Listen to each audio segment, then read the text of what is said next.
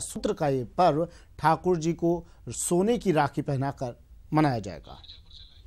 भंवर मेरे सहयोगी जयपुर से हमारे साथ सीधा जुड़ रहे हैं। भाई बहन के प्यार का प्रतीक रक्षाबंधन का त्यौहार आज मनाया जा रहा है। मंदिरों में भी सुबह से श्रद्धालु उमड़ रहे हैं। क्या कुछ तस्वीरें सामने आ रही है जयपुर से? जी बिल्कुल सुमित, मैं आपको बताना चाहूँगा कि भाई बहन के प्यार का अनूठा त्यौहार होता है रक्षाबंधन, और ऐसे में ये रक्षा का भी एक त्यौहार है। सिर्फ भाई बहन ही नहीं बल्कि एक दूसरे की रक्षा करना, एक दूसरे का सहयोग करना, ये हमको ये पर्व सिखाता है। और सबसे बड़ी बात, जो पूरे जयपुर के रक्षक कहे जाते हैं गोविंद देव जी, जो आराध्य देव हैं जयपुर के, उनके मंदिर का नज़ारा दिखाना चाहूँगा। आप देख सकते हैं जिस तरह से लोगों ने रक्षा सूत्र बांधे हैं और अपने आराध्य गोविंद देव जी से ये कामना करते हैं लोग कि वो उनकी हमेशा रक्षा करें, हमेशा उनका हाथ, उनका वरदस्त उन पर बना रहे। और आप देख सकते हैं लोग जिस तरह से राखी बांध रहे हैं यहाँ पर, और काफ़ी संख्या के अंदर लोग यहाँ जुट रहे हैं। धीरे धीरे जो भक्तों का सैलाब है वो यहाँ पर उमड़ने लगा है, और थोड़ी देर में जब पट खुलेंगे तब यहाँ नज़ारा देखने लायक होगा। क्योंकि भगवान श्री कृष्ण की अगर बात करें तो उन्होंने हर भूमिका बखूबी अपने जीवन में निभाई है, चाहे वो भाई की भूमिका रही हो। अगर हम वेद पुराणों की बात करें, महाभारत की हम अगर बात करें, तो भगवान श्री कृष्ण ने भाई बनकर द्रौपदी की जो रक्षा की थी वो भी अपने आप में एक स्वर्णिम चीज़ थी, जिसको इतिहास भुला नहीं सकता, वेद पुराण भुला नहीं सकते हैं। यही वजह है कि गोविंद से लोग अपनी रक्षा के लिए, अपने रक्षार्थ यहाँ पर पहुँच रहे हैं कि वो हमेशा उनकी रक्षा करें, अपना साया उन पर बनाकर रखें और उनके श्री चरणों में जगह मिल सके। इसलिए लोग यहाँ पर राखी बांध रहे हैं। काफ़ी देर से उनके दर्शनों के लिए यहाँ पर बैठे हुए हैं कि थोड़ी देर में भगवान श्री कृष्ण, जो कि गोविंद देव जी के रूप में यहाँ पर विराजमान हैं, उनके पट खुलेंगे और उनका दर्शन हो सकेगा। और रक्षाबंधन के दिन अपनी रक्षा के लिए लोग यहाँ पर उनके दरबार में अपनी हाजिरी लगा सकेंगे। मैं आपको यहाँ दिखाना चाहूँगा, हमारे साथ इस मंदिर के अंदर लोगों को तुलसी दे करके धर्म आध्यात्म से जोड़ने वाली एक शख्सियत हमारे साथ मौजूद है। उनसे हम बात करेंगे। आज सूतक भी लगेगा, क्या कुछ रहेगा मंदिर में? मंदिर में अभी तो बहुत अच्छा रहेगा। यहाँ पे भीड़ भी रहेगी, लेकिन 11:15 से लेकर के 1:15 बजे तक यहाँ पे सूतक का रहेगा। तो उसमें क्या है, उसके बाद में फिर राखी का टाइम है पहले तो, अभी बाद में सूतक लग जाएगा, फिर बाद में कोई प्रोग्राम नहीं हो पाएगा यहाँ। जी बिल्कुल सुमित, जैसा कि मैं बता रहा हूँ, यहाँ पर सूतक जो है वो आज रक्षाबंधन के दिन मुख्य रूप से सूतक जो है 1:15 बजे के बाद सूतक लगेगा। इसलिए रक्षाबंधन का जो मुहूर्त है वो 11:15 से 1:15 के पहले तक ही उसको रखा गया है। उसके पहले ही भाई बहन जो हैं अपने एक दूसरे के राखी बांधेंगे, और भगवान के मंदिर में भी लोग कोशिश कर रहे हैं कि सूतक लगने से पहले ही गोविंद के दरबार में हाजिरी दी जाए। और आप देख सकते हैं थोड़ी देर में अभी यहाँ पर पट खुलने वाले हैं। गोविंद देव जी के दरबार में लोग मौजूद हैं। तुलसी का वितरण खासतौर पर यहाँ जो होता है, तुलसी की भी भगवान ने रक्षा की थी। और इसके अलावा मैंने आपको बताया जिस तरह से द्रौपदी की रक्षा की थी। लोग यहाँ पहुँच रहे हैं, कोशिश यही कर रहे हैं कि गोविंद हर समय, हर वक्त, हर क्षण उनकी रक्षा करें। और रक्षाबंधन के इस पर्व पर लोग अपने आराध्य को प्रणाम करने, लोग अपने आराध्य को रक्षा सूत्र बांधने के लिए यहाँ पर पहुँच रहे हैं। और खास बात सुमित, मैं आपको ये बताना चाहूँगा कि यहाँ जो रक्षा सूत्र आप देख रहे हैं, यहाँ पूरी लाइन के अंदर जितने भी रक्षा सूत्र हैं उसमें खास बात ये कि सारे स्वदेशी हैं, एक भी रक्षा सूत्र चाइनीज नहीं है। ये बहुत अच्छी बात यहाँ पर देखने को मिली है। जो लोगों ने अपने आराध्य को रक्षा सूत्र बांधे हैं वो तमाम रक्षा सूत्र स्वदेशी हैं, एक भी राखी चाइनीज यहाँ पर देखने को नहीं मिली है। जी सुमित, बिल्कुल भंवर, ये भी एक कहा जा सकता है एक असर पड़ा है। चाइनीज रक्षा सूत्र एक भी नहीं दिख रहा है यहाँ पर। भंवर, आपके पीछे काफ़ी महिलाएं दिखाई दे रही हैं, उनसे बात कीजिए और उनसे बात करके ये पूछिए उनसे कि आज आई हैं वो किस कामना के साथ। रक्षा दिवस है, रक्षाबंधन है आज, और अपने आराध्य को रक्षा सूत्र बांधने के लिए आई हैं। क्या कामना है, किस वजह से यहाँ पर पहुँची हैं? जी बिल्कुल सुमित, जैसे कि लोग हमारे साथ मौजूद हैं, उनसे हम बात कर सकते हैं। आपसे जानना चाहेंगे, आराध्य के श्री चरणों में रक्षा सूत्र लेकर आए हैं आप, क्या मनोकामना लेकर आए हैं? मेरी मनोकामना तो सही है, हम हमेशा भगवान के चरणों में ही रहें, और भगवान जो भी हमको शक्ति दे सब काम करने के लिए, भगवान हमारा उद्धार कर दे। भगवान उद्धार करें, ये कहना है। हमारे साथ एक महिला श्रद्धालु भी हैं, उनसे हम बात करेंगे। खासतौर पर रक्षा सूत्र की बात करते हैं तो महिलाएं कलाई पर राखी बांधती हैं, आप भी भगवान के श्री चरणों में रक्षा सूत्र लाए हैं, क्या सोचकर? और क्योंकि राखियां बहुत सारे लोगों ने बांध रखी हैं। यही भगवान से प्रार्थना करते हैं कि देश में सुख और शांति और संपन्नता रखे। रक्षा सूत्र आपने भी बांधा है? हाँ जी, भगवान को रक्षा। हाँ, भगवान को बांधा है। जी, तो देखा सुमित आपने कि जिस तरह से लोग बता रहे हैं भगवान को रक्षा सूत्र बांधा है, उनका उद्धार हो, उनके दरबार में हाजिरी लोग लगा रहे हैं और कोशिश यही कर रहे हैं कि गोविंद के चरणों में येन केन प्रकार लोगों को जगह मिले। जी सुमित। चलिए, शुक्रिया भंवर तमाम तस्वीरें दिखाने के लिए, बात करने के लिए। भंवर मेरे सहयोगी गोविंद देव जी मंदिर से सीधा हमारे साथ जुड़े, तस्वीरें दिखाई, बता रहे थे किस तरह सुबह से ही महिलाएं, श्रद्धालु, महिलाएं, पुरुष, सभी श्रद्धालु सुबह से यहाँ पहुँचना शुरू हो गए हैं। कतारें लग रही हैं अपने आराध्य को रक्षा सूत्र बांधने के लिए, यहाँ पर पहुँचना श्रद्धालु शुरू हो गए हैं। गोविंद देव जी मंदिर से ये तस्वीरें।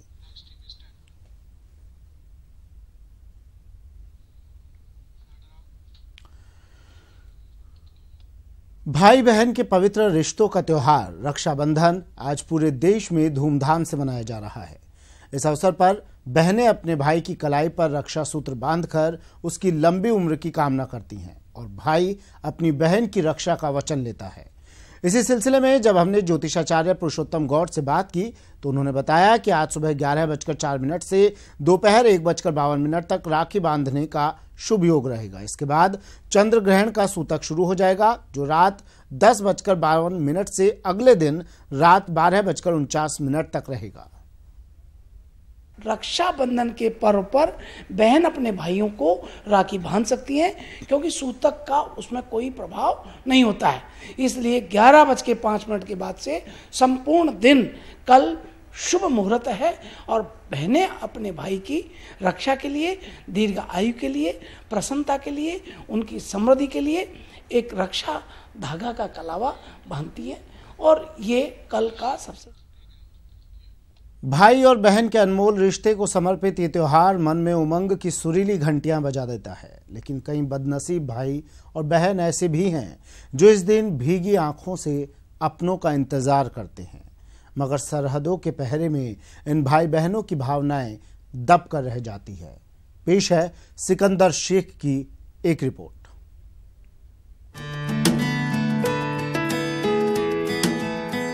मन के किसी कच्चे कोने में बचपन से लेकर युवा होने तक की, स्कूल से लेकर बहन से विदा होने तक की असंख्य स्मृतियां परत दर परत रखी होती हैं।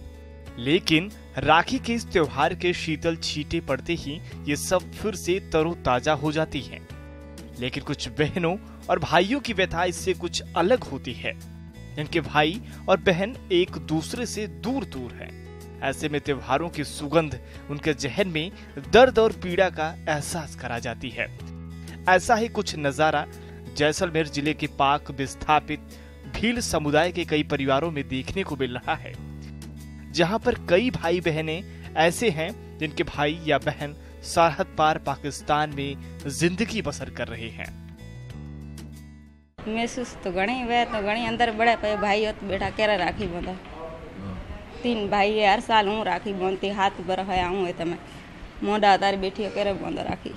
राखड़ी पूनम तो घणी लगा मैं तो एक बैठा भाई होत बैठा केरे बांधा हाथ में ले बैठा देकर की ये एक जो कोई होता है और भाई ये थे वो देकर की केरे बांधा है बहन भाई यार एक है। हमारा भाई बेटा पाकिस्तान है, माना 4-5 भाई है मारा।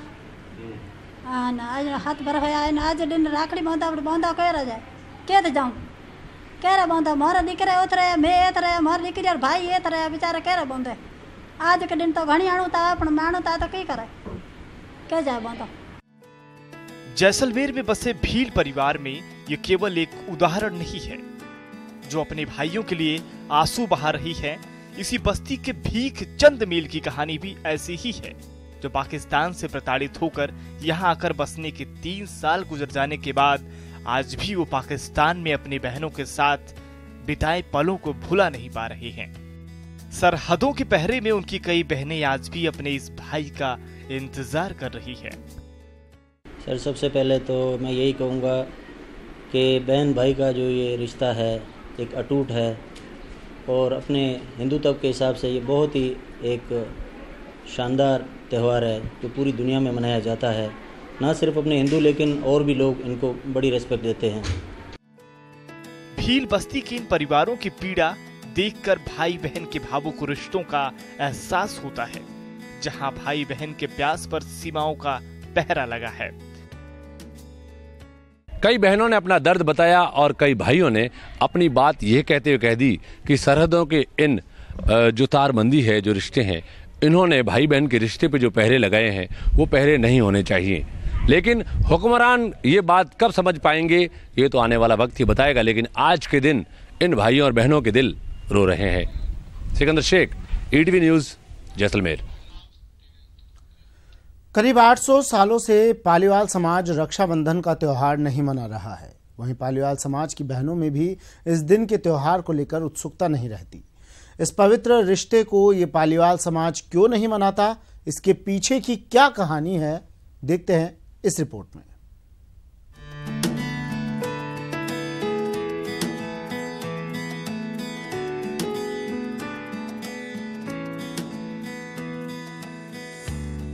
आज के दिन पूरे देश और दुनिया में भाई बहन के पवित्र रिश्ते रक्षाबंधन को मनाया जा रहा है। वहीं जैसलमेर में पालीवाल समाज की बहनें आज का दिन आम दिनों की तरह ही बिताती हैं। इस वजह को जानने के लिए ईटीवी की टीम जैसलमेर में रह रहे एक पालीवाल परिवार के घर पहुंची और इस त्योहार को न मनाने की वजह जानी। पालीवाल पहले रहते थे पाली में, और पाली में यहाँ पर बड़ा आक्रमण हुआ था। लोग कहते हैं सियाजी राठौड़ के समय हुआ था, कोई कहते हैं अलाउद्दीन खिलजी के टाइम हुआ था। तो ये जिस दिन युद्ध हुआ उस समय इनका बड़ा नुकसान हुआ था। इन लोगों के कई ब्राह्मणों को कितनी मनोबंद जुदोइयाँ यज्ञोपवीत उसमें लोगों ने तोड़ दिया था, उसको जलाया गया था। कई स्त्रियों का लैन जोहर किया था, सत्यां की थी, और उनका धन संपत्ति को लूट लिया गया। इसलिए उन्होंने ये निश्चित कर लिया था कि हम इस स्थान में नहीं रहेंगे पाली से। और उस दिन रक्षाबंधन साथ जब इन्होंने किया था तो ये अपने इस दर्दनाक हादसे को याद रखने के लिए उन्होंने रक्षाबंधन के इस त्यौहार को मनाना बंद कर दिया। इतिहास के सैकड़ों वर्ष गुजर जाने के बाद भी आज भी इस परंपरा को कायम रखना अपने आप में एक मिसाल है। घर की महिलाओं का दिल कभी तो इस त्योहार को मनाने के लिए उत्सुक हुआ होगा, मगर महिलाओं ने भी इस ऐतिहासिक घटना को अपनी यादों में संजो रखा है और अपने पूर्वजों के सैकड़ों सालों पहले दिए बलिदान को वो आज भी श्रद्धा से याद करती हैं। साथ ही अपनी आने वाली पीढ़ी को भी उस बलिदान की कहानियां सुनाती हैं। वही रक्षाबंधन के दिन अपने पूर्वजों को श्रद्धांजलि स्वरूप इस त्योहार का त्याग करती हैं। पाली में कुछ झगड़ा हुआ था तो पल्ली वालों का, औरतों का चूड़ा उतरिया था खूब सारा, जन्नोई उतरी थी खूब सारी, जो के बाद में नहीं मनाते। मन में तो होता है, पर हमारे जो पाली में रहने के बाद में ये दिल्ली के सम्राटों ने मतलब हमला किया, उसके बाद में हमारे ये रक्षाबंधन के दिन ही सारे जनेऊ चूड़े महिलाओं के अत्याचार हुआ हमारे साथ में। तो उस दिन को याद करके हमें थोड़ी ये ठेस पहुंचती अंदर कि ये त्यौहार हमें अच्छा नहीं लगता। पाली में हमारे जो पूर्वज जो भी उनकी डेथ हुई थी तो उनके भी तो भाई होंगे, उनकी भी तो हम कोई बहनें वगैरह होगी। तो आज उनके भाई बहन है तो हमारी समाज के, आज वो उसी दिन बिछड़े, किसी के माता होंगे, पिता होंगे, सब बिछड़े हैं। जैसलमेर में पालीवाल समाज का इतिहास बहुत ही गौरवमयी रहा है, लेकिन 800 साल पहले मिले घाव के कारण इस समाज को अपने स्वाभिमान के लिए पाली गांव को भी छोड़ना पड़ा।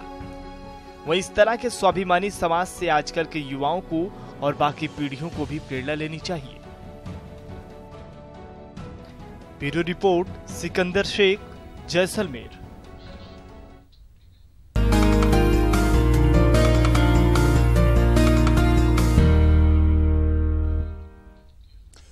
ब्रेक के बाद स्वागत है आपका और खबर कोटा से, जहां रिश्तों को शर्मसार करती एक वारदात सामने आई है।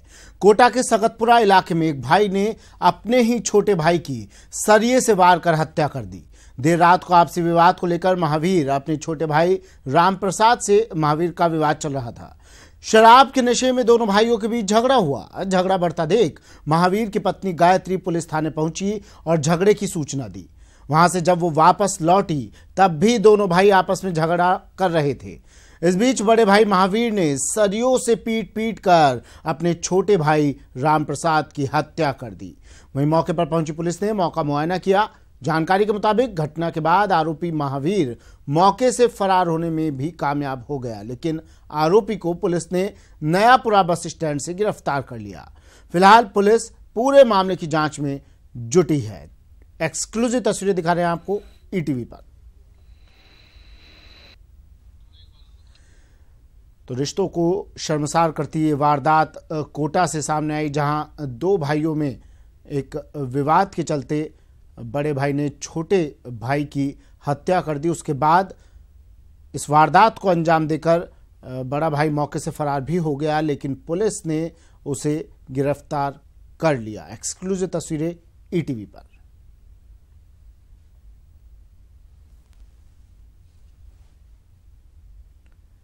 कोटा के सकतपुरा इलाके की ये घटना है, जहां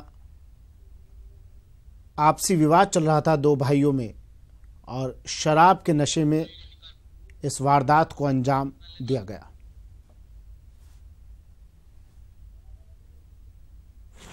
मैं मुँह तो चल गई चिर 500 जने दी हूँ कहीं हमारा बड़ाना भाई ने खत्म कर दो मार रही हो काई भी बात कोई न जैसे लड़ रहे जा बटे बटे हो मजाक में ही लड़ रहे जा। वो तो उनकी लुगाई भी चल गई, हमारा बाबूजी भी चल गया, गेट लगा लिया दोनों और मारे हो।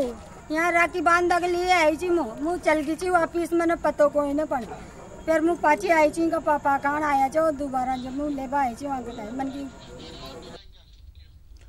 अलवर के खेड़ली रेलवे स्टेशन पर स्थित रेलवे सुरक्षा बल चौकी पर देर रात महिलाओं से छेड़खानी को लेकर आरोपी युवक के परिजनों और ग्रामीणों और पीड़ित महिलाओं के परिजनों में जमकर मारपीट हुई और जमकर पुलिस चौकी पर पथराव किया गया, जिसमें बचाव करने आए एक ग्रामीण और एक रेलवे सुरक्षा बल का जवान रामेश्वर मीणा गंभीर रूप से घायल हो गया, जिसे तुरंत ही चिकित्सालय ले जाया गया, जहां उनका इलाज जारी है। एक्सक्लूसिव तस्वीरें ईटीवी पर।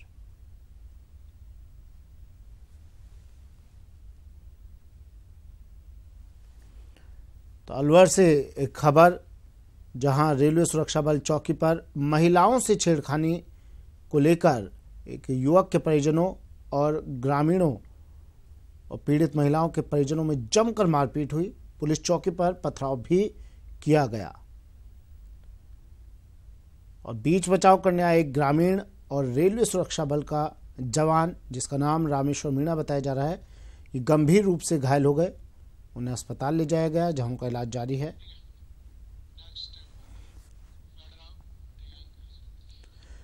और अब बात कर लेते हैं शिक्षा के महाकुंभ की। पिंक सिटी में शिक्षा के महाकुंभ यानी फेस्टिवल ऑफ एजुकेशन का समापन हो गया। इस दौरान 10 शिक्षकों का सम्मान किया गया। शिक्षकों को स्मृति चिन्ह भेंट कर सम्मानित किया गया। राज्यपाल कल्याण सिंह, मुख्यमंत्री वसुंधरा राजे ने सभी को सम्मानित किया। राजधानी में 2 दिनों तक चली ये फेस्टिवल अपने आप में खास रहा। देश में इस तरह का ये पहला आयोजन था। जयपुर में आयोजित फेस्टिवल ऑफ एजुकेशन में मुख्यमंत्री वसुंधरा राजे ने एक सत्र में हिस्सा लिया। इस दौरान मुख्यमंत्री वसुंधरा राजे ने महिला सशक्तिकरण और बालिका शिक्षा पर चर्चा की।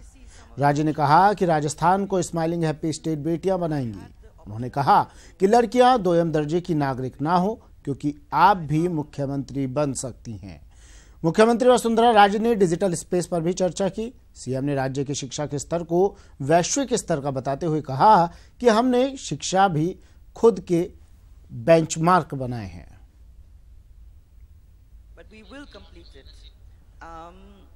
तो मुख्यमंत्री वसुंधरा राजे ने भी 2 दिन ये आयोजन किया गया और दोनों दिन मुख्यमंत्री यहाँ पर मौजूदगी मुख्यमंत्री ने अपनी दर्ज करवाई और एक सेशन में भी मुख्यमंत्री ने हिस्सा लिया। इस सेशन में मुख्यमंत्री ने महिलाओं की बात की, महिला सशक्तिकरण की बात की, युवतियों की बात की और कहा कि लड़कियां 2ym दर्जे की नागरिक ना हो, क्योंकि आप भी एक दिन सीएम बन सकती हैं।